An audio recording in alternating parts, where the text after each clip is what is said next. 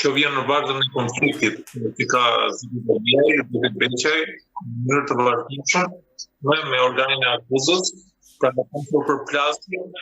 në sallën e gjyqit ku prokurorët janë konfliktuar me avokatë dhe pajësuesi. Këtë zoti Veliaj, pra në kryetarin e dhomës së avokatisë së Shqipërisë, zoti Max Argjera dhe me avokatët e zotit Beqaj, pra zoti Ermal Izeiri, dhe mendoj që ka ardhur për shkak të këtyre debateve dhe konflikteve. Pra prokuroria e posaçme ashtu si edhe prokuroria e tjera të retheve, konfliktin e avokatëve, debatin gjyqësor e marrin si debat personal, nuk shkëputen nga çështja ligjore apo çështja e punës, sepse natyrisht ne kur jemi në përgjithësinë e avokatit apo palët në proces, patjetër që do të zhvillohet debat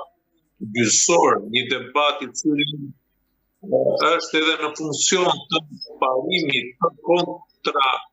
diktatoralitetit, do të ketë një lloj të dy palëve.